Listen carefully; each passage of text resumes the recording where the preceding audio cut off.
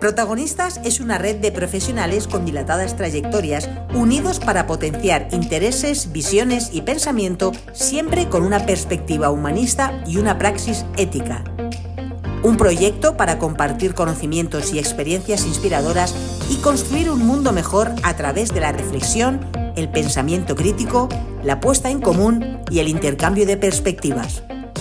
Porque juntos llegamos más lejos. Pues buenos días a todos. Aquí estamos de nuevo con un nuevo podcast de Protagonistas, esa comunidad de grandes profesionales que estamos creando, la verdad, con muchísima ilusión, porque creo que nos va a llevar a todos muy lejos. Y la verdad es que hoy tengo un protagonista excepcional, porque yo a Juan Mateo, que es nuestro invitado de hoy, le adoro, le conozco hace muchísimo tiempo. Da miedo decir cuántas décadas, pero bueno, le admiro muchísimo. Creo realmente que es uno de los grandes y bueno, aunque todos os he hecho flores, pero sinceramente de corazón, Juan ha hecho muchas cosas que vamos a tener la oportunidad de compartir en esta conversación con vosotros para que le conozcáis un poquito más. Pero, como siempre, antes de empezar a hablar con nuestro invitado, voy a dar paso a la directora de comunicación de Editorial Colima, a Rocío Aguilar, que nos va a presentar a Juan y algunas cositas más. Adelante, Rocío. Pues sí, muchas gracias, Marta. Vamos a hacer un resumen muy resumido de la trayectoria de nuestro invitado, que como bien dices es Juan Mateo. Juan Mateo es licenciado en Ciencias Económicas y Empresariales y además de eso, pues decidió estudiar fuera de España. También está diplomado por la Wharton School, por la Universidad de Pensilvania, por la Columbia University y también por la London Business School. Fue codirector del curso sobre técnicas de negociación junto a Roger Fisher en la Universidad de Harvard, o sea que el background es importante, porque tiene más de 30 años de experiencia en el terreno de la consultoría de formación, negociación y ventas a nivel mundial. Ha impartido seminarios y conferencias, cursos en España, Latinoamérica, en varios países europeos. Y además, a lo largo de su trayectoria profesional, ha creado 8 empresas, ha participado en más de 30 congresos nacionales e internacionales y más de 70 convenciones. Es fundador y director del Instituto Superior de Negociación de la Universidad Francisco de Vitoria, es presidente y CEO de gestión del Acuerdo del Siglo XXI y es presidente y fundador de la productora I Know Films. Juan también ha escrito 8 libros, entre los que destacamos Más Kant y Menos Trump, que es el último que ha publicado y del que luego hablaremos con calma. Y por supuesto, esta trayectoria, esta carrera le convierte en uno de nuestros protagonistas. Juan es uno de los profesionales que se ha unido a la plataforma protagonistas.org, un espacio para personas creadoras de pensamiento, porque Protagonistas es una red de expertos con dilatadas y contrastadas trayectorias profesionales que se han unido para potenciar precisamente eso, conjuntamente visiones e intereses con una mirada humanista. Porque Protagonistas es, en resumen, un proyecto para compartir conocimiento y experiencia que además quiere ser más amplio en la medida de lo posible para poder llegar a inspirar a más personas. Y bueno, seguro que algo me dejo por aquí, pero ahora seguro que Juan y Marta nos lo terminan de contar. Bueno, muchas gracias, Rocío. Es un trabalenguas, porque estas carreras tan prolíficas son difíciles de escribir, pero lo hace siempre fenomenal. Bueno, querido Juan, me encanta que estés aquí. Aprovecho para darte las gracias en público por ser parte de la plataforma. Enseguida cuando te lo conté, vamos, como eres tú de espontáneo y de generoso, me dijiste, quiero participar y yo estoy entusiasmada. Pues bienvenido. Pues bien hallado. Así que las gracias te las tengo que dar yo a ti. Primero por elegirme para estar aquí, que no sé si tengo suficiente mérito, pero me encanta, todo aquello que sea a tu lado, ya sabes que yo soy un fan absoluto y encantadísimo. Y aparte de eso, cuando tenga la autoestima mal, pues te llamaré para que me la subas. Está claro que después de esas presentaciones que haces mías, en fin, me pongo un poco más gallito de lo normal. Bueno, aquí lo de la humildad, como ya sabemos que tienes mucha, aquí vamos a efectivamente a, ¿sabes?, poner en valor pues una trayectoria de muchos años donde yo que llevo observándote, ya te digo, y trabajando contigo, he tenido ese gusto, pero te conozco antes de poder trabajar contigo, ya eras un referente, siempre te has caracterizado por ir por delante. Diste un salto que es muy osado cuando empezaste tú al tema de la formación, consultoría de formación, porque haces trajes a medida, porque tienes un background, pues, un bagaje muy completo, pero viniendo de otros sitios más seguros, el trabajar por cuenta propia y el trabajar en un negocio, que entonces, pues eso es, ahora hay mucha gente que hace cosas, ¿no? Pero tú has sido pionero en muchas cosas, entonces cuéntame un poco, estoy segura que hay ese componente vocacional, o sea, ¿cómo te decidiste a encontrar tu sitio en el mundo en el que creo que estás, porque tienes un talento excepcional para esto, pero cómo lo descubriste y cómo empieza la historia de Juan, formador, consultor, cuando en realidad podías haber hecho cualquier otra cosa en el mundo de las empresas, Juan? Bueno, fíjate, es muy curioso porque yo en realidad empiezo por el mundo financiero, que es Mm. lo que, bueno, no sé por qué, porque en realidad a mí hacer economía fue pura casualidad, pero pura casualidad. Con 18 años yo realmente no sabía qué hacer. Y un día mi vocación real era hacer dirección de cine. Eso yo pensaba que era, que luego ya explicaremos que por eso lo tengo aquí atrás todo esto, ¿no? Que ha sido una de las mezclas que yo he hecho, ¿no? Mm. Pero yo quería hacer dirección de cine. Lo que pasa es que un día, yendo con mi padre en el coche, mi padre era catedrático de ingeniería, un hombre muy, así, muy cuadriculado y muy exigente en estas cosas, y me dijo, oye, por cierto, ¿qué carrera vas a estudiar? Y yo le dije, dirección de cine. Y él, sin dejar de mirar hacia adelante, me dijo, me parece estupendo, pero ¿qué carrera me has dicho que vas a estudiar? Entonces dije, bueno, no hace más remedio que... Y con buen criterio me dijo, mira, yo creo que eso está muy bien, hazlo como hobby, pero... Entonces, bueno, decidí hacer economía porque me parecía bonito. De ahí, en aquella época, pues el mundo financiero, como tú muy bien sabes, era lo que estaba más de moda y pues empecé a hacer temas financieros. Recuerdo que me gustaba porque yo me metí en modelos de simulación financiera. Claro, cuando yo esto se lo cuento a mis hijos, sobre todo a mi hijo el mayor, que es un tecnólogo maravilloso, y le decía que nosotros con ordenadores de 256K de RAM y 256K en un disquete hacíamos modelos de simulación Perdón, financiera. para sumar había que saber programar y de ahí para Exacto, arriba, ¿eh? exacto, O sea, ni exacto. siquiera era la Claro. suma de ahora. Luego ya salió el Lotus 123 y todas estas hojas electrónicas que nos daban algo. Y la verdad que me gustaba mucho, pero al final, poco a poco, claro, yo provengo de estirpe de formadores, porque mi abuelo fue maestro, mi padre se dedicó a la formación, yo me dedico a la formación y alguien más de mi familia también se dedica a la formación, ¿no? Con lo cual, no sé si es genético, habría que preguntárselo a alguien que supiera más, pero alguna cosa debe ocurrir que nos gusta el mundo de la formación. Y en realidad empecé con 18 años dando clases particulares para sacarme pasta para los fines de semana, porque claro, si no, no tenía para salir, ¿no? Y a partir de ahí fui poco a poco ya a universidad, no sé qué, y ya convertí eso realmente en mi mundo. Empecé dando formación en temas financieros ya en el mundo profesional, porque yo lo que enseñaba es cómo se hacían modelos de simulación financiera con hojas electrónicas y luego de ahí me fui derivando hacia lo que ya es mi especialidad desde hace muchísimos años, porque eso fueron muy pocos, al tema más del ser humano, de todo lo que son las soft skills, ¿no? Liderazgo, negociación, que son los dos temas que más me han gustado siempre. O sea que, y luego, claro, al entrar en las grandes consultoras, mm, entré por eso, entré porque había que desarrollar toda la consultoría de formación, así entré en Andersen, después pasé a Coopers, hoy PricewaterhouseCoopers y al final a EY, ¿no? Y en todas me dediqué a eso y me encantó porque desarrollé proyectos que fueron muy bonitos, la verdad. No, no, yo te decía, eres de vanguardia, o sea, encontraste rápidamente tu propósito, pero además, a mí siempre me ha encantado de ti, Juan. Yo es algo que, ¿sabes? Lo veo poco y yo creo que en eso nos parecemos. Hay que hacer las cosas a lo grande, o sea, cuando se hacen las cosas hay que hacerlas bien.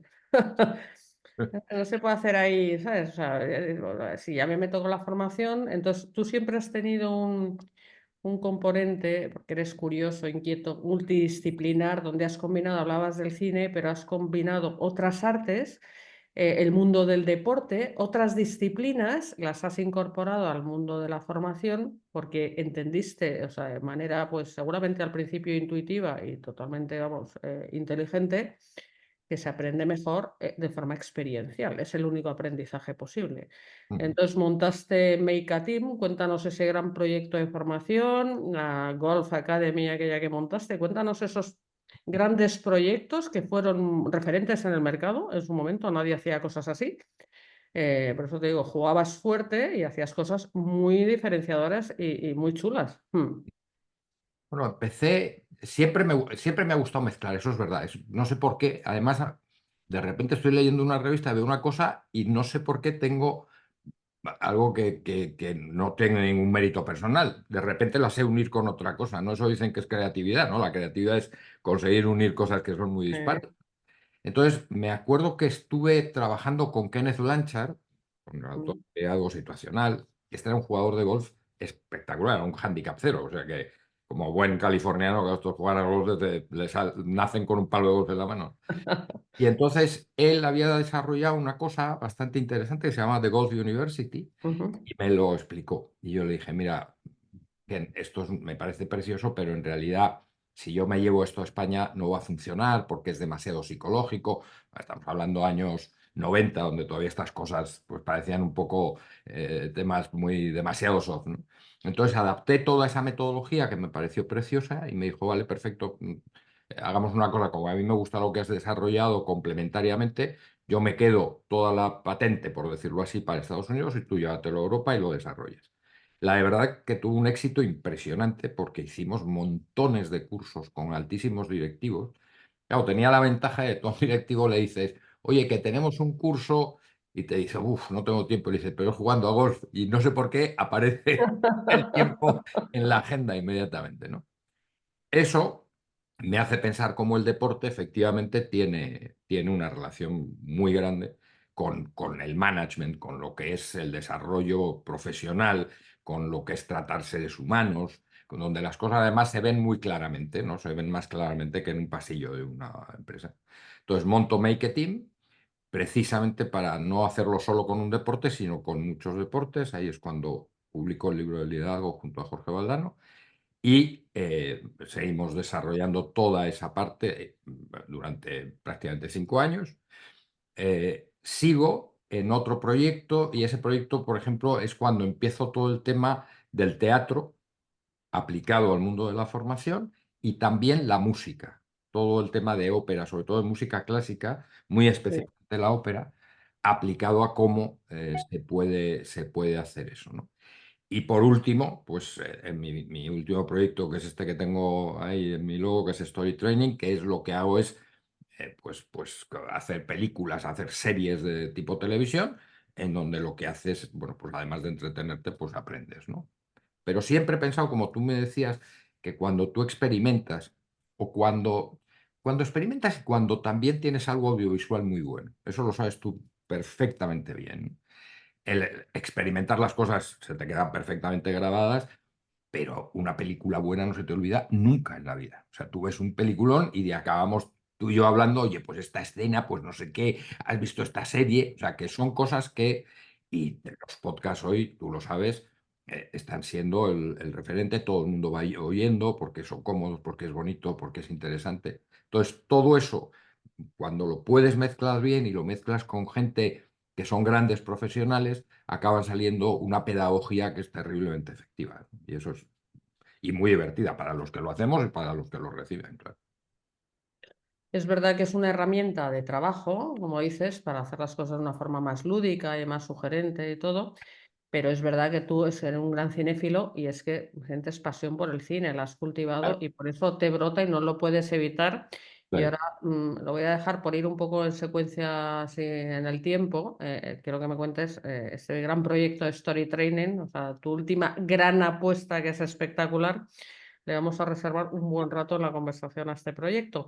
Pero por ir un poco como te digo, al hilo de los acontecimientos, o sea, esta plataforma que estamos creando, esta comunidad, que son los protagonistas, se refería a ella, Rocío, en términos de creadores de pensamiento, porque es verdad que a mí me encanta la gente que, ¿sabes? Que genera, o sea, que crea en definitiva, ¿no? Y que tiene empuje Ujú. que tiene ese liderazgo, pero sobre todo también que ha acumulado experiencia, porque hay mucha gente, ¿sabes? Y sobre todo escritores, ¿no? Que viene al mundo de los conceptos, que está muy bien, no te digo que no, Claro. pero a los conceptos hay que pasarlos por el filtro de la experiencia. Y tú, fíjate, ya en la conversación han salido, ¿cuántas empresas has montado tú? O sea, tú sabes hablar de liderazgo porque tú eres un emprendedor. ¿Cuántas empresas has montado, Juan? Bueno, al final creo que 8 Fíjate. he montado. Algunas me han ido muy mal, ¿eh? O sea que- No, bueno, es que forma parte de eso quiero hablar. O sea, Claro. me viene a la cabeza otra gran empresa que yo conocí, que me parecía, vamos, fantástica, porque era un Google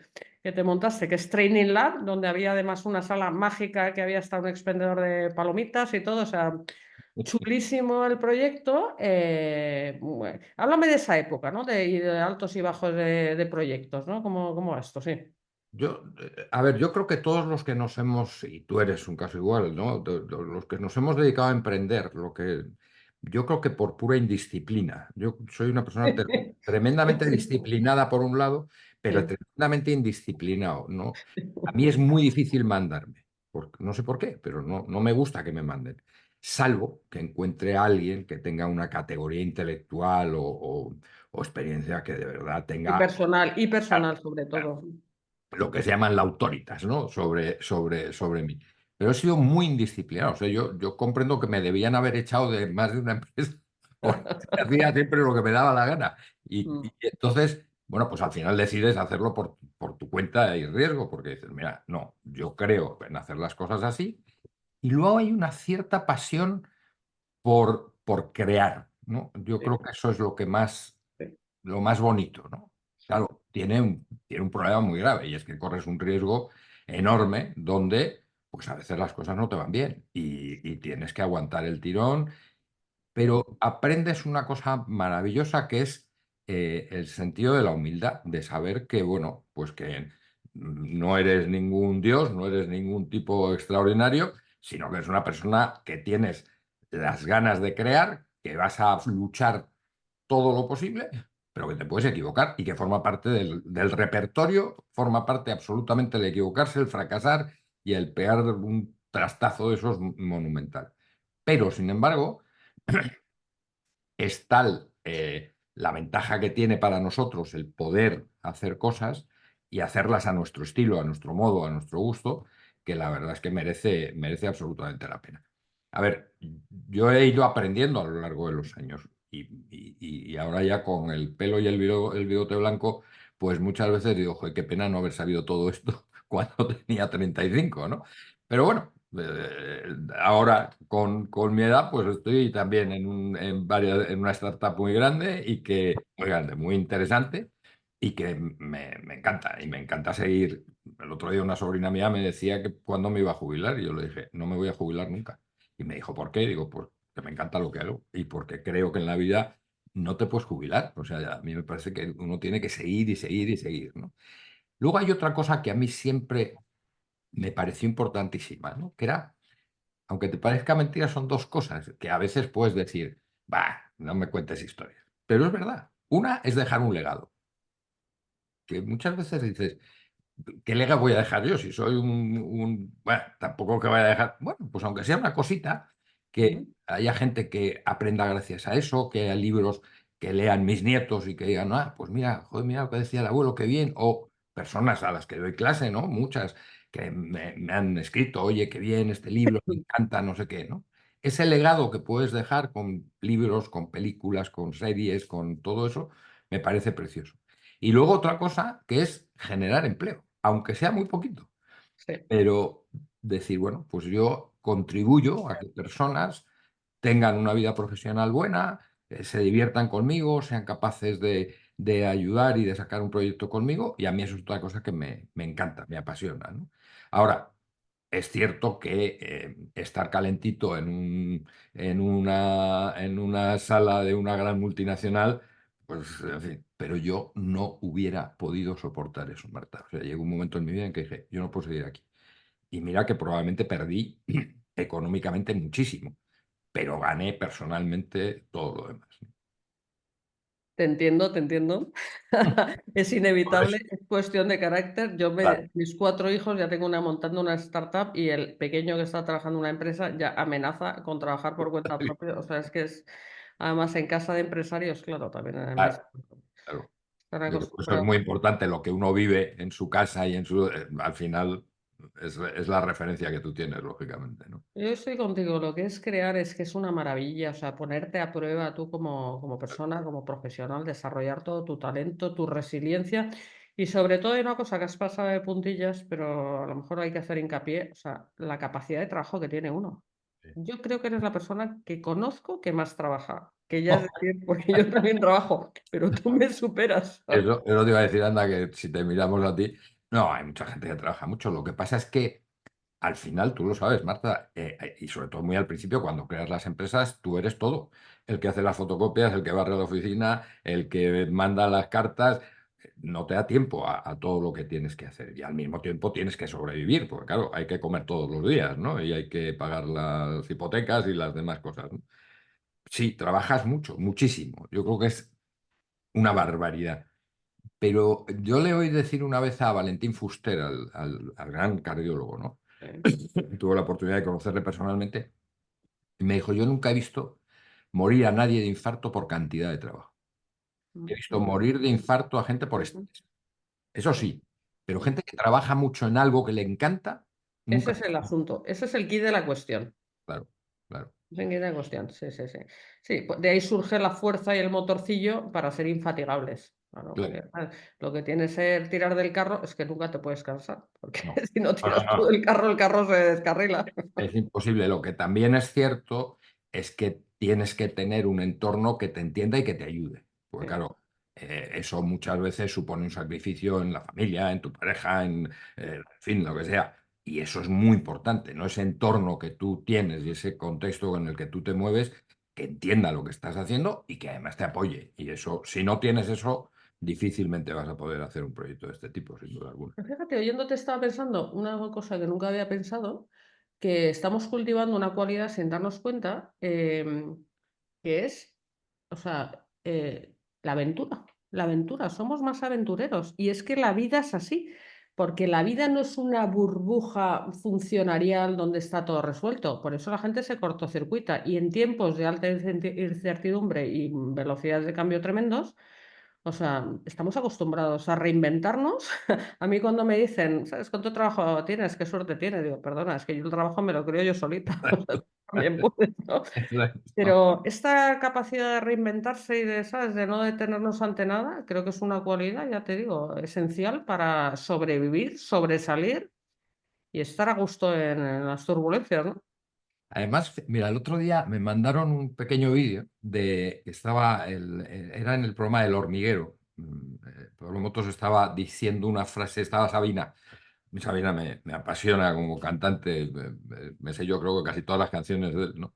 Y estaban haciendo una entrevista y entonces Pablo Motos le dice, mira, te voy a leer una frase que dice, en la vida lo importante no es llegar al final en perfecto estado de salud y vivir como un tal, sino llegar derrapando con el traje hecho jirones y el pelo despeinado. Y dice Sabina, no sabía que habían escrito una biografía mía, ¿no? Pues yo creo que en el fondo, a mí me parece que llegar al final derrapando con el traje hecho jirones y joder, qué gozada, o sea, eso ha sido realmente divertido, ¿no? Pues es una metáfora, lógicamente, ¿no? Pero a mí me parece que es lo que a nosotros nos lleva, ¿no? No seríamos capaces de la tranquilidad, por ponerte una exageración, de irnos a Benidorm a pasar los últimos 10 años de nuestra vida pues dando paseos, ¿no? Yo no sería capaz. Y no digo que no esté bien y que sea maravillosa para muchas personas, ¿eh? Perfecto, fenomenal, cada uno tiene que ser feliz como pueda y como quiera. Pero yo no podría, no sería capaz de hacer una cosa de ese tipo. Entonces, la aventura es parte de nuestra vida. Es que si no fuéramos aventureros, no se puede ser emprendedor. Es imposible. Si no te gusta el riesgo, o sea, yo leo, ahora estaba releyendo estos días el libro de Daniel Kahneman, ¿no? El de Pensar rápido, pensar despacio. Buenísimo ese libro. Los vendo en la feria del libro porque los prescribo, vamos, los vendo como si Claro. fueran Es que es un libro que hay que leer varias veces y de vez en cuando. es un librazo de gordo. Sí, Claro, sí. libro de estudio, pero tan maravilloso y tan bueno, ¿no? Y entonces, claro, él habla mucho de la aversión a la pérdida, ¿no? De cómo la gente prefiere, antes de tener la posibilidad de ganar, sobre todo no perder, ¿no? Ujú. Yo creo que nosotros no tenemos esa aversión a la pérdida. O sea, yo en mi vida no la he tenido. A lo mejor ha sido un error, ¿eh? Porque a lo mejor hubiera necesitado tener un poco más de aversión a la pérdida, pero creo que no pensamos en vamos a perder. O si perdemos, qué horror. No, bueno, pues si perdemos hemos perdido y se acabó. Sino que vamos mucho más enfocados a eso, a la creación y a generar y a ver si puedo, con todo lo que yo despliego y ayudándome todo el mundo. que no, virgencita, virgencita, me quede como estoy, ¿no? Que es otra manera de ver la vida, lógicamente, pero que a mí no me gusta. Esa es la verdad. Yo esta mañana, los viernes, voy a montar a primera hora Sí, y amenazaba lluvia. Y me dice el profesor, ¿prefieres el picadero cubierto o fuera? Hay probabilidad de que llueva. Me gusta mucho más montar fuera. Además, luego me voy a pasar el invierno en el picadero cubierto. Me gusta. Y al caballo también le gusta mucho más fuera. claro, Y le digo, mira, esa pregunta se la haces a una persona que le gusta el riesgo. O sea, nos vamos fuera. Me ha caído una chaparrada de agua, pero es que me da igual. Digo, no. Y luego ya no pasa nada. Me he secado y ya está. claro, claro. Pues eso es. Pero sí, sí, me ha hecho gracia porque ya yo me pico con eso. Yo no, claramente prefiero arriesgarme a mojarme. Claro, es que si no, a ver, es que pierde gracia la vida. Tú tienes, yo muchas veces lo digo, ¿no? Y se lo digo a mis alumnos, digo, tenéis que ser capaces de buscar situaciones que realmente sean un poco eso, el que no sepas qué va a pasar sin un riesgo monumental, porque entonces pierdes la cabeza igual que el otro, pero tenéis que arriesgar, porque eso es la vida y eso es lo divertido de la vida, ¿no? Sí. Entonces, si no lo hacéis, bueno, pues estará bien, pero es que me duele muchísimo ver ahora esa mentalidad de que tú preguntas a muchos chicos y quieren ser funcionarios. O sea, tú dices, pero a ver, estás haciendo una carrera maravillosa, tienes un talento extraordinario, eres una persona que tienes unas posibilidades. No, no puedes hacer eso. Tienes que generar riqueza porque la vida te ha dado, la naturaleza te ha dado esa posibilidad. Genéralo, aunque arriesgues, pues da igual, pues ya te levantarás. Si al final siempre te puedes levantar, te la puedes pegar, pero esto, por muy mal que te vaya, pues tiras para adelante, te levantas otra vez, vuelves a tirar del carro y se acabó. O sea que tenemos además siempre la oportunidad de volverlo a intentar, que eso es también importante, ¿no? Sí, a mí también me preocupa percibir esa actitud o esa falta de aspiraciones, no sé, de desarrollo personal, sobre todo cuando eres joven. O sea, es como si algo de ti ya estuviera muerto. No sé, es Claro, claro, horrífico, ¿no? claro. Claro, es que dedicar tu vida de 8 a 5 a hacer un trabajo rutinario. Pues, le oía también un día a este Antonio Banderas, ¿no? Que Sí. contaba una anécdota que no sé si había sido en uno de de las fiestas de los premios de los Oscar, ¿no? Y que se había sentado un chico al lado, le habían sentado a un chico al lado en la cena. Y el chico este le saluda y dice, "Bueno, Antonio, encantado, qué bien que nos hayan puesto juntos, me encantan tus películas y tal, muy bien". Y le dice el chico, ¿y tú me conoces? Dice Antonio, no, no te conozco de nada. Bueno, era el creador de Uber, ¿no? Que Ah, imagínate. bien. Y entonces este se queda así y dice, bueno, y me contó su historia. Y claro, la historia de este chico es, dice, me ha arruinado no sé cuántas veces, me he caído no sé cuántas veces, he debido dinero a todo el que tenía a un lado mío hasta que inventé Uber. Y entonces, bueno, gracias a Dios, pues he salido esta. Pero es la historia de un tipo que no se rinde, que esa es una cosa maravillosa, no rendirse, ¿no? Esa frase de Winston Churchill cuando da ese speech, ¿no? No sé si fue en Eton o en una de estas que le dijeron, no hay tiempo. Y dijo, "Bueno, esto es muy fácil. Lo único que os quiero decir es, nunca, nunca, nunca, nunca, nunca, nunca os rindáis. Punto. Mm. No tengo más que decir, ¿no?". Que es una frase que luego en la Segunda Guerra Mundial él también decía, ¿no? Pero yo creo que el no rendirse en la vida y el tener esa capacidad de decir vamos para adelante, te da unas ganas de vivir que el que lo prueba difícilmente lo deja. No, y es verdad que te permite, de verdad, como ser humano, tomarte la medida. Claro, Te das cuenta de la increíble capacidad que tienes de, pues, de volver a salir, etcétera, ¿no? Como la de Fénix, de renacer. Pero si no estás en la tesitura y no, o sea, y no tocas fondo en algún momento, etcétera, nunca sabrás hasta dónde puedes llegar, ¿no? Te pierdes realmente el conocimiento de ti mismo, ¿no? y te pierdes conocer a los demás, Claro, porque claro. lo mismo que a una persona se la conoce cuando está en mala situación o cuando tú estás en una mala situación. Cuando todos estamos felices, bien, tenemos dinero y abundancia, ahí no conoces a nadie porque todo va bien. Yo creo que tú conoces a los tuyos cuando tú estás en un proyecto de este tipo y sabes cómo reaccionan ante ese proyecto, ¿no? Hay gente que lo único que te dice, ten cuidado, te lo vas a dar, que no hagas esto, fíjate, pero ¿por qué no? Pero todo es poner que en el fondo, no lo sé, esto habría que preguntárselo a los psicólogos o a los psiquiatras, es una manera de detener lo que ellos no son capaces de hacer. O sea, Sin duda. No, Todo el mundo proyecta sus cosas. exacto, Porque si ponen la exacto. atención ahí es porque el miedo lo tienen ellos. Está claro.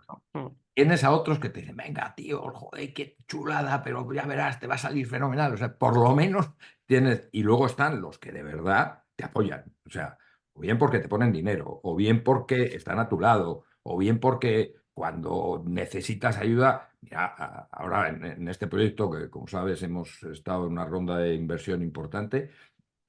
Uno de mis socios, que es Fernando de Marcos, que no sé si conoces, yo creo que Sí, sí, sí, sí, sí. eh, bueno, la ayuda de ese hombre ha sido incondicional, horas y horas. Y yo decía, Fernando, pero déjalo, que es que no, ni te puedo pagar. Y me dijo él una cosa, claro, que me clavó, y me dijo, eres mi amigo. Y si eres mi amigo, y dije, contras. O sea, esta es la definición de un amigo. Aquí acaban de darte la definición de un tipo que no busca nada más que ayudarte sin esperar nada a cambio. Y además, sin saber si tú puedes salir o ya no puedes salirme mal. Bueno, eso lo ves cuando te metes en este tipo de proyectos. En una vida más normal no acabas viendo quién de verdad son las personas que merecen la pena y quién de verdad son las personas que te han ayudado en esta vida, ¿no? Y a quién puedes admirar, lógicamente. Me encanta lo que cuentas. Me viene a la mente un valor, que es el valor del compromiso. Ujú. Cuando alguien se compromete, sea amigo contigo, ¿no? Porque apuesta por la amistad a tumba abierta y el compromiso que requiere el abrazar un proyecto empresarial propio y hacer lo que haga falta Claro. hasta, bueno, llega un momento que es el momento del absurdo, ¿no? Hay cosas que también hay que ser inteligente para abandonar, ya cuando el barco se ha hundido totalmente, dices, pues mira, no hay nada que hacer, ¿no? Está el aprendizaje que me llevo, pero en realidad las cosas con un compromiso, que es un valor en este mundo que es todo de corta y pega, más flojo que flojo, que yo creo que estamos perdiendo, ¿no? Y lo bueno nunca se saca adelante si no entregas todo tu corazón, pues eso, tu talento, cada uno lo que quiere hacer, por supuesto tu trabajo, etcétera, ¿no? Sí, pero ¿sabes qué pasa, Marta? No sé si estás de acuerdo, pero a mí me parece que nosotros, por ejemplo, tenemos ese compromiso con nuestros proyectos, pero porque hemos descubierto nuestra pasión. Sí, O sea, yo me dedico a algo que me apasiona. sí, Yo me pongo a dar un curso, por ejemplo, sí, disfruto como un enano, cosa que sé que tú te pasa un poco lo mismo, ¿no? sí. Tú y tus libros son tu pasión. O sea, yo te veo con todos los manuscritos que te tienes que leer, con todo que yo digo, es imposible que alguien que no le guste esto lo haga, Sí, ¿no? está claro. El gran problema de la gente, por lo que yo he visto a mi lado, muchas personas y veo con mis alumnos, es que muy poca gente ha pensado de verdad que le apasiona.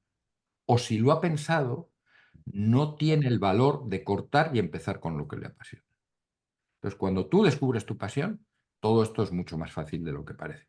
Que es muy duro, ¿eh? Pero más fácil de lo que puede parecer desde fuera.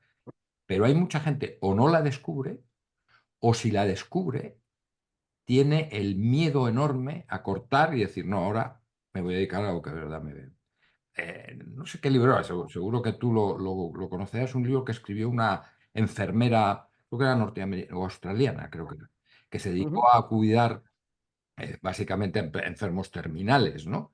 Que ujú. no sé la cantidad de miles de personas que había. Kubler-Ross, Elizabeth Kubler-Ross. Creo que sí, ¿no? Creo Ujú, que sí, ese es el nombre. Que ella decía que lo que más había oído decir a la gente cuando estaba a punto de morir es ¿por qué no me había atrevido más? mm, O sea, ¿por qué no he sido capaz de hacer lo que de verdad me gusta, ¿no? Eh, bueno, yo creo que esa es una recomendación que a todo el mundo deberíamos hacerles piensa, reflexiona y ten el valor de dedicarte a lo que te gusta, porque cuando eres muy bueno en algo, al final te va mejor o peor, pero te va. sí, Puedes vivir de eso. sí, Si eres muy bueno. sí. Pues ese miedo es un poco más que nos lo han metido en la cabeza que algo que de verdad podamos hacer, ¿no? Estoy totalmente de acuerdo y me gustaría añadir que en ese camino de búsqueda de la pasión hay trampas. O sea, tú sabes lo que te gusta, hay trampas, te ponen zanahorias, o sea, te van despistando de tu verdadero, pues eso, sentir, ¿sabes? Lo que te haría feliz, etcétera. Entonces, voy a hablar de otro valor, hoy me da por hablar de valores, que es la honestidad. Yo, por lo que aspira todo docente es, o sea, ya tengo las clases enlatadas y ya como que ya tengo esto asegurado y los próximos 2000 años sigo, pues, ¿sabes? Como un loro repitiendo lo mismo. Y yo me ha pasado justo lo contrario en mi vida, Juan, que es absurdo, pero cuando ya me sabía un contenido y yo ya no aprendía nada, que es lo que me motiva a mí, no me ha motivado siempre la docencia, que era aprender, digo, pues esto ya lo suelto y voy a otra cosa. Y me metí a investigar otro y otro contenido y por eso, como tú, he ido, ¿sabes? Avanzando en cuanto a, también siempre dirigida por lo que más me fascina, que es el ser humano, ¿no? Pero esto es un poco absurdo desde el punto de vista del trabajo porque requiere más esfuerzo, pero yo he sido honesta porque el día que he dejado de divertirme en el aula he soltado esas clases porque no me parecía honesto con los alumnos. O sea, el día que yo no estaba al 200% allí porque estaba disfrutando, digo, esto hay que dejarlo. Es el primer síntoma de que Mm. esto ya hay que abandonarlo. Ya está, no pasa nada. Y entonces ir por otro lado. ¿Qué quieres que te diga, Marta? O sea, absolutamente de acuerdo, pero es que además esa honestidad personal, yo he vivido en mi vida profesional y lo he vivido con mucho dolor, con muchísimo dolor, y que me ha costado años, el superarlo, la otra parte de la honestidad que es la traición, ¿vale? Sí, De gente que tienes a tu lado, que sí. le ayudas, que le das y que te acaba traicionando por nada, o sea, por chorradas, ¿no? Por nada no, por un poquillo de dinero que da más Claro, asco el sí, Juan. por nada, en el fondo por nada, porque ya me contarás. Es terrorífico. Claro. Pero, claro, eso es falta de honestidad en todos los sentidos. Es que esa gente que es así seguiría dando cursos con transparencias y un retroproyector y un acetato, porque los hay de esa manera. Yo creo que, claro, es que cuando tú dices los valores, que a mí me parece que ese es un tema que hemos perdido y que el otro día lo hablaba, no sé con quién, el tema del honor, ¿no? Sí. La honorabilidad, el honor Exactamente, de el una. honor es fundamental, claro. Pero tú hablas, no sé por qué vamos como diluyendo la importancia de eso. Como que, bueno, sí, pero tampoco es tan importante. No, no, mire usted, es que esto, mi libro ese que tan estupendo, en fin, para hacerle así un poco de No, no, publicidad, no, vamos a pasar a hablar de los que libros ya. tú me, no, que tú me publicaste, que se llama Más Kant y menos Trump. Ujú. Yo lo llamé así porque a mí Kant me enseñó una cosa maravillosa, que es el imperativo categórico. Es decir, mire usted, hay cosas que son moralmente incondicionales. O sea, pase lo que pase, ocurra lo que ocurra, yo soy una persona honesta. En no entrar en clase dando algo que ya no me gusta, no quiero y no creo en ello, como no traicionando a un amigo mío, como diciendo la verdad, aun a pesar de que a mí eso me produzca no un beneficio, incluso una pérdida, ¿no? Sí, sí, sí. Pero claro, y el honor pasa igual, y el compromiso pasa igual, pero como eso parece, y esto es así, que son muy de derechas, decir esta cosa que dice Sí, usted, no, esto ni es de derecha, ni es de izquierda, ni es de nada, es de sentido común para que la gente tenga unas bases, unos pilares que mm, cuando vaya a actuar pues diga, mira, no, es que no puedo hacerlo, es que esto tiene que ser así. Y eso, como lo estamos de alguna forma ninguneando, creo que al final los comportamientos que estamos viendo en mucha gente, pues pasa lo que pasa, pero no es más que la pérdida de valores. Es que yo, que eso te lo oigo a ti decir muchas veces, el tema de los valores, es que cada día lo creo más. Creo que estamos perdiendo la base fundamental de todo esto, que a nosotros, por lo menos en mi generación, a los boomers, nos inculcaron mejor o peor, más equivocado o menos, pero teníamos unas referencias. O sea, había cosas moralmente incondicionales. Y no estoy hablando de religión, ¿eh? Estoy hablando de ética, de una ética personal que te impide hacer determinadas cosas. Eso lo dices hoy y la gente te mira como diciendo ética, no me cuentes rollos, ¿no? ¿Cómo gano dinero? Dice, no, no, usted podrá ganar dinero, pero siempre hay una ética que tiene que sustentar todo lo que los demás hacen, ¿no? Pero Estás tocando el meollo de la cuestión. Me gusta que además haga referencia pues, a un gran filósofo, a Kant, porque en los libros hay mucha verdad, por si alguno se está despistando, en estos tiempos donde ¿sabes? La sociedad, ya sabes, esto de arriba revuelto, siempre hay ya, ganancias, ¿cómo es esto, no? gracias, pescadores. Exacto, ganancia de pescadores siempre interesa a algunos revolver y hacer estallar pues, ciertos principios, Duda. porque bueno, pues algunos están pescando alegremente y no nos confundamos el resto porque nos están llevando al huerto y por lo tanto hay que recurrir a lo que bien dices, lo que es. El que no Exacto. lo quiera ver, y Eh, vendrán otras eras donde se recuperará el tiempo perdido, pero el que esté en este mar ahora mismo y se deje manipular, porque manipular tiene un beneficio para los manipuladores que tienen clara su hoja de ruta, pues está claro. Quiero hablar de varias cosas más porque sabes, tú y yo podemos filosofar bastante, necesitamos 4 horas de conversación. De todas, decíamos que, o sea, has hecho muchísimas cosas en el mundo de la formación, te has enfocado en la persona, en las soft skills, empezando por el liderazgo, etcétera, etcétera, pero te has quedado en una etapa, o vamos, en una etapa del camino que es sumamente interesante, seguramente integre muchas de las habilidades, porque es verdad que es mentira que esto sean casillitas, las cosas son un conglomerado, pero que resulta fascinante, que es el tema de la negociación. De hecho, diriges el Instituto de Negociación en la Francisco de Vitoria. Háblame esto de la negociación y por qué consideras que es una disciplina que tiene que ver con muchas cosas que prefiero que me las cuentes tú, que si no yo elaboro rápidamente. Sí. ¿Por qué te gusta tanto? Sí. Bueno, yo creo que, y es una parte por donde empiezo yo en mi libro y empiezo muchas veces en mis cursos así, sobre todo para altísimos directivos que se creen que esto es, bueno, dame una receta, vienen a ver si le das la receta para que en la negociación de mañana, y tú dices, que no hay recetas, que es mentira, que no me pidas cosas que yo no te voy a poder dar, ¿no? A mí me fascina porque creo que es una forma de vivir Mm. y es una forma de pensar. O sea, la negociación te va a funcionar, la capacidad de negociación, esa habilidad que todos intentamos tener, porque es una habilidad importantísima en la vida. Me da igual que seas médico, biólogo o un CEO de una gran empresa, o la incorporas a tu forma de ser o no hay forma. A ver, hay una habilidad básica de la que yo te oigo a ti hablar mucho y he aprendido mucho contigo, que es el tema de la escucha, de la comunicación, de cómo escuchar y saber preguntar es algo absolutamente imprescindible, saber leer eh, todo el conjunto de lo que una persona me está diciendo, no solo lo que me dice, lo que no me dice, cómo me lo dice, por qué me lo dice, todo ese tipo de cosas. Claro, la gente tú dices, a ver, si yo te estoy diciendo que escuchar es muy importante y te estoy dando los tips necesarios para que empieces a entrenar la escucha, no te creas que es que dice, ahora este del bigote me dijo un día que teníamos que escuchar. Entonces ahora me voy a una negociación que me acuerde que tengo que escuchar. No vas a escuchar porque no estás acostumbrado a escuchar. Solo si la escucha la metes como una parte de tu comportamiento normal, entonces la escucha funciona.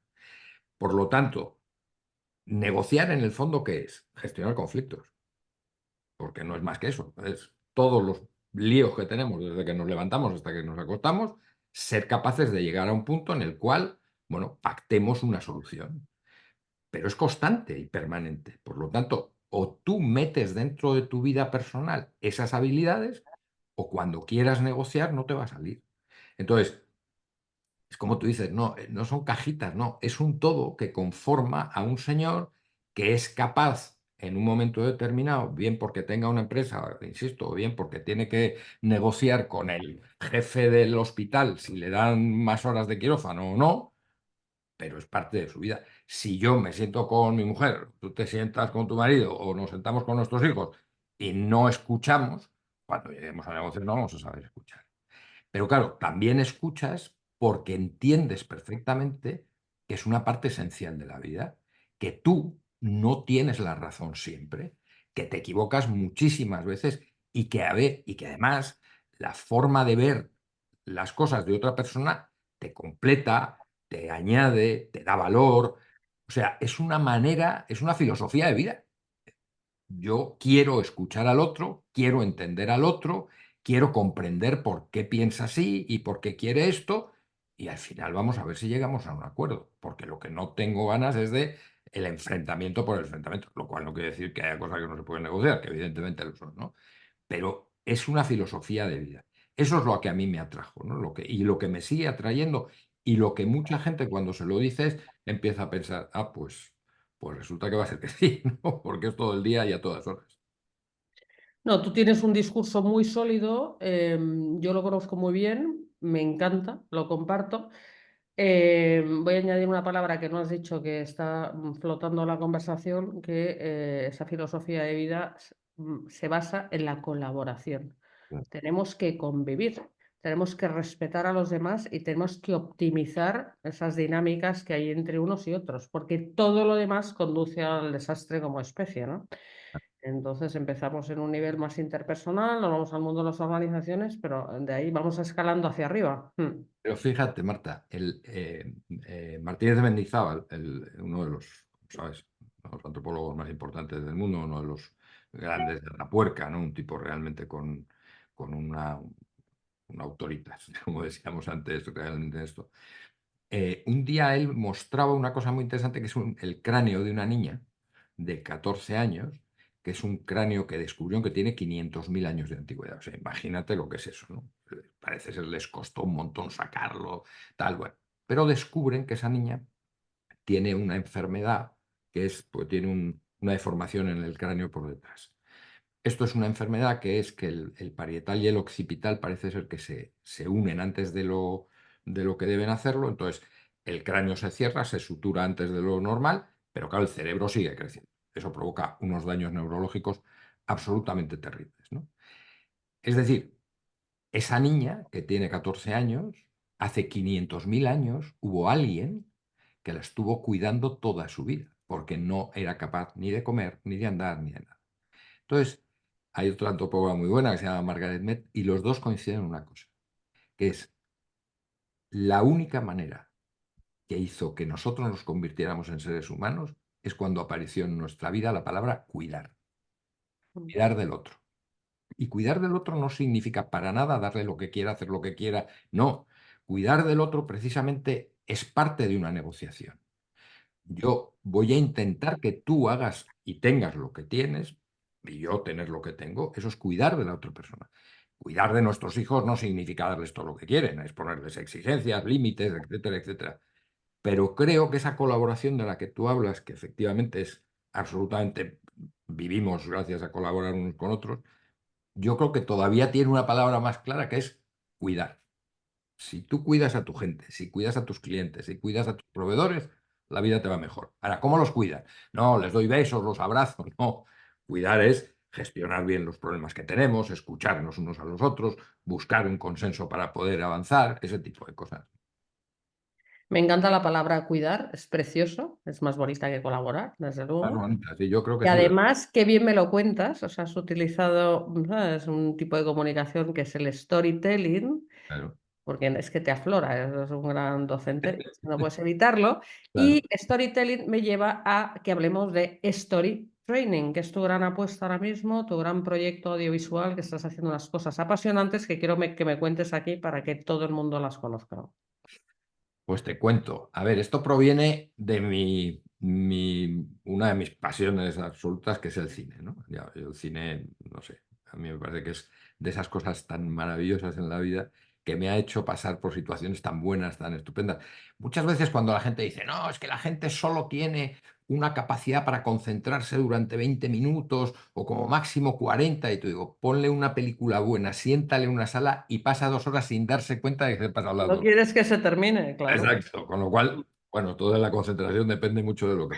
Pero lo que sí es verdad es que desde que somos niños las historias han sido siempre lo que nos ha llevado. Yo recuerdo mi madre contándome historias, leyéndome cuentos, haciéndome obras de teatro aquí en casa cuando estaba lloviendo y no nos podía sacar porque éramos una patulea muy grande.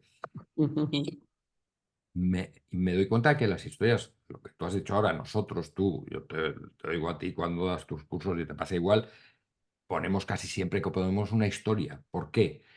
Porque la historia es muy fácil recordarla y la historia se ancla en el cerebro y tú no solamente la repites, es que eso me lo han contado muchos alumnos. Yo les cuento alguna cosa así divertida y ¿qué hacen cuando llegan a casa? Inmediatamente esa noche en la cena, mira, pues mira lo que me han contado hoy y tal, y vuelven a contar la historia. Claro. Claro, ¿qué ocurría? Ocurría que a mí me encantaba el cine, me encantan las historias. Yo cuando estudié cine hice guión como especialidad, o sea que me gusta hacer guiones, me encanta hacer guiones. Y entonces yo decía, "Jo, tenemos que hacer películas de este tipo". Y empecé hace mucho tiempo, empecé hace más de 20 años a hacer esto, con una empresa que se llamaba Factoría de Cine Empresarial. Ese fue el inicio de Storytelling, se llamaba así.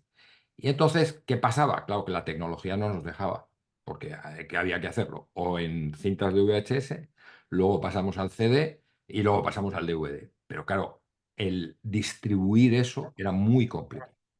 Hasta que viene el streaming, claro, y ya las plataformas de streaming lo que te permiten es colocar todo eso y que lo vea todo el mundo y como sea. Entonces, al final lo que decía es, bueno, yo creo, pensé una cosa, a ver, ¿qué es lo que hacemos todos con seguridad?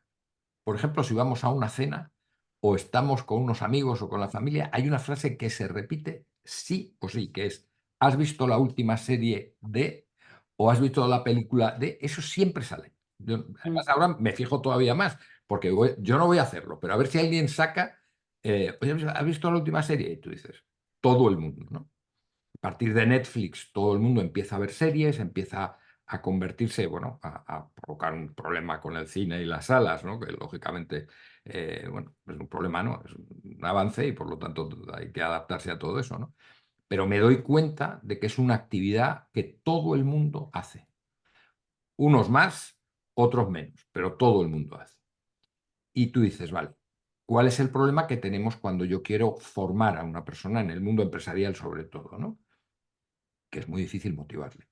Tú le dices, no, hazme, sobre todo con el famoso e-learning, claro, porque hemos pasado del e-learning, que era un texto con dos dibujitos, que aquello era un Menudo rollo lo de las cosas que hemos hecho ahí, que no las había plataformas quien, esas. claro, no había quien lo aguantara, hasta lo que hoy hay, ¿no? Entonces, ¿cómo voy a motivar yo a alguien que a las 8 de la mañana se ponga a ver algo, que es media hora que tiene, o que vaya en el tren y diga, "Ah, pues voy a ver esto", o que llegue a casa y el fin de semana se ponga a ver alguna cosa de este tipo? Y, hombre, tú y yo, porque como nos dedicamos a nos dedicamos, pues lo buscamos, vemos, porque nos dan ideas nuevas, nos dan... Pero en general la gente, pues, oye, está cansada y yo lo entiendo. Dije, pues está muy claro. Si con las series se divierten y no tienen ningún inconveniente en pasar horas, pues voy a hacer exactamente lo mismo, pero en vez de ser solo lúdicas, voy a poner un guión que les enseñe a negociar, a liderar, a gestionar conflictos, a ese tipo de cosas, ¿no? Luego descubrí también que estamos en la sociedad del puré, porque ahora tú no puedes poner un solomillo y darle un cuchillo y un tenedor para que lo corte y lo coma. No, no. Hay que pasarlo por el triturador, hay que hacerle purecito, coger tú la cuchara, hacer así, metérselo en la boca, porque si no también cuesta mucho. Pero bueno, vale, pues pongámoslo. Entonces, también descubrí que la duración tenía que ser muy pequeña. O sea, tú no, los capítulos que nosotros hacemos, por ejemplo, rara vez superan los 14 minutos. Rara vez. Y tenemos tres películas que son más largas, pero bueno, eso son ya películas y el que las quiera ver las puede ver, ¿no? Pero, por ejemplo, una de las series que más éxito tiene, que se llama El Ascensor, que es, que es Cámara Café, no sé si te acuerdas de aquella serie tan divertida, Sí, sí, sí, sí. pues es muy parecida en un ascensor y con temas empresariales, duran como 5 minutos. No sabes el éxito que tiene, porque claro, son ideas muy claras, muy concretas y en 5 minutos. Y otro factor fundamental, el humor. Esto tiene que estar siempre. Si quieres que la gente...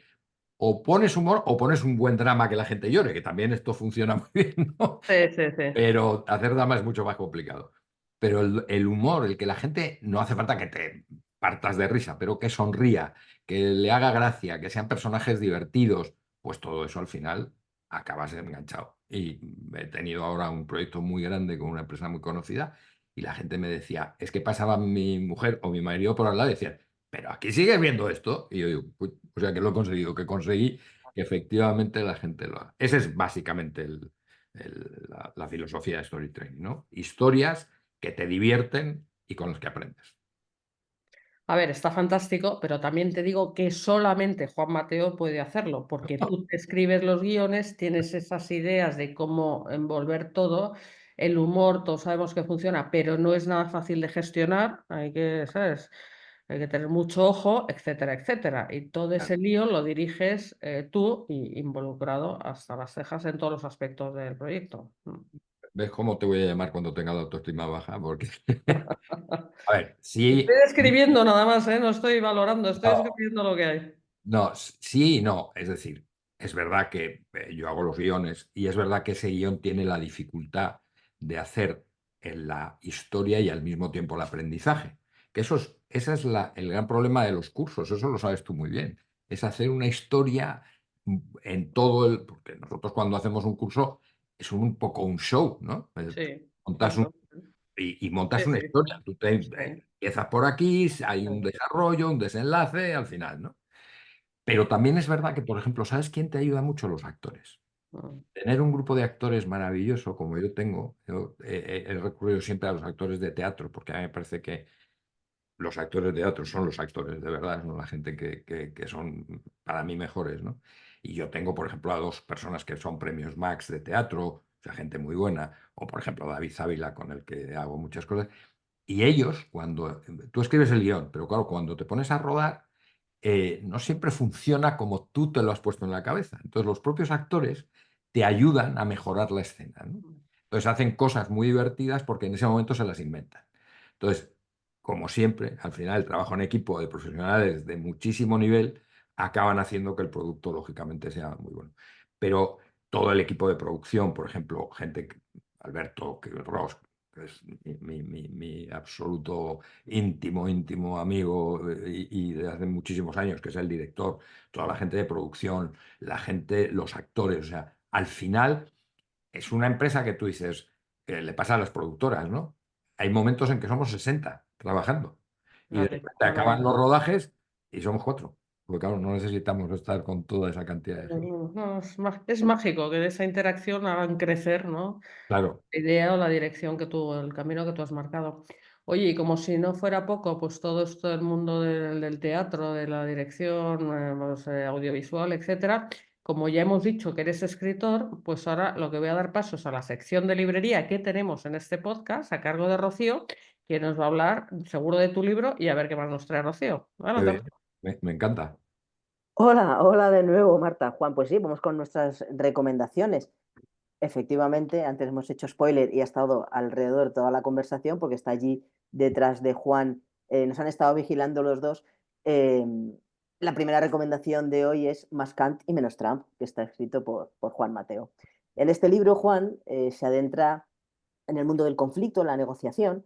La vida y el mundo empresarial de las organizaciones es una negociación permanente. El problema es que la mayoría de las personas manejan una acepción de la palabra negociar más cercana a la gestión de un problema grave que enfrenta a enemigos que a una forma de entender cómo construir relaciones personales y profesionales incluso. Juan señala que negociar no es solo una técnica, negociar es una forma de pensar, de vivir, de relacionarnos con los demás, incluso una forma de entender la vida. El título, que es un título muy impactante y la portada, los que lo estén viendo, pues la pueden ver justo detrás de Juan, viene a colación porque, como ha comentado durante la charla, Kant en el siglo XVIII definió unas líneas rojas que no se pueden cruzar en un proceso negociador, por así decirlo, con sus imperativos categóricos. Y por otro lado, pues también está influido por la teoría de juegos, que a mediados del siglo XX explicó el fundamento básico de una correcta resolución de conflictos, que es el yo gano y tú también ganas. Que estos razonamientos quedan muy lejos de este estilo negociador que tantas veces se ven en estos líderes actuales, como puede ser Trump, que parecen regirse por ese fin que justifica los medios, cuyo resultado sería un juego de suma cero, es decir, uno gana y otro pierde. Así de claro. Así que este libro, Más Kant y menos Trump, que está editado por Editorial Colima, deja una idea clara. Negociar no consiste en vencer al otro, lo que debemos conseguir es ganar con el otro. Se puede ganar sin vencer a nadie. El líder es un mediador de los conflictos que surgen para conseguir que los talentos colaboren al máximo y sean capaces de admitir que la diversidad de pensamiento es la mayor riqueza que podemos tener. En resumen, también, un líder más cercano a esa filosofía de Kant que a ese estilo de Trump. Y la segunda recomendación de hoy, seguimos alrededor del tema de la negociación, es un libro que se titula Obtenga el sí, que está escrito por William Ury, Roger Fisher y Bruce Patton. Es una obra de referencia que fue publicada hace bastante tiempo, pero sigue estando vigente. porque sus autores son los responsables del Harvard Negotiation Project en Harvard, en la Universidad Norteamericana de Harvard, que es la principal referencia académica mundial en el estudio de la resolución de conflictos. Obtenga el sí es un libro imprescindible para afrontar cualquier tipo de negociación, ya sea profesional o personal, y contiene métodos paso a paso para lograr acuerdos en conflictos de cualquier índole, familiares, vecinales, empresariales, laborales e incluso políticos. Nos enseña cómo distinguir entre los problemas y los asuntos personales, a centrarnos en el interés mutuo y no en la posición de partida, a generar opiniones de consenso y a superar los puntos de vista que sean muy discrepantes. Así también dar respuestas eficaces a las preguntas más habituales que pueden surgir a lo largo de una negociación. Así que bueno, estas son las recomendaciones de hoy, además de todas las que habéis estado comentando a lo largo de vuestra charla. Todos estos libros, incluso también los que habéis hecho referencia, están en nuestra web www.libreriacolima.com, y si estáis en Madrid nos podéis visitar en nuestra tienda de la calle Covarrubias 28. Muchas gracias.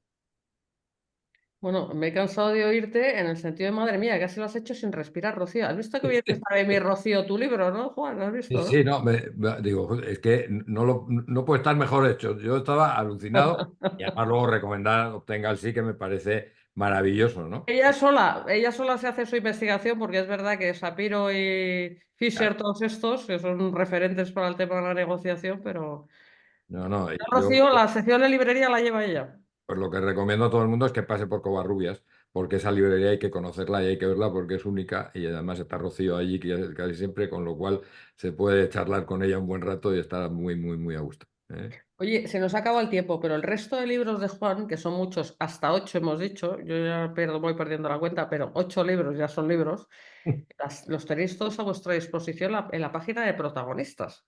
Los podéis adquirir porque todo lo que hace Juan es que es muy fácil. O sea, apostar por Juan es una apuesta segura. Todo lo hace bien este Qué chico. maravilla. Pues ya sabes lo que te lo agradezco, Marta.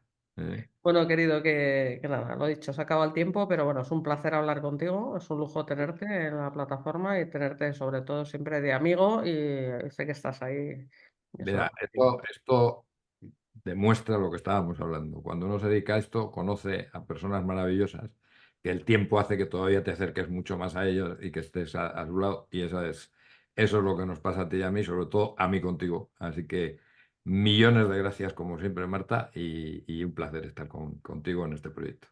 Bueno, pues lo mismo digo, gracias a todos los que estáis ahí siguiéndonos, a todo el equipo de protagonistas y de Terial Colima, y hasta el siguiente podcast.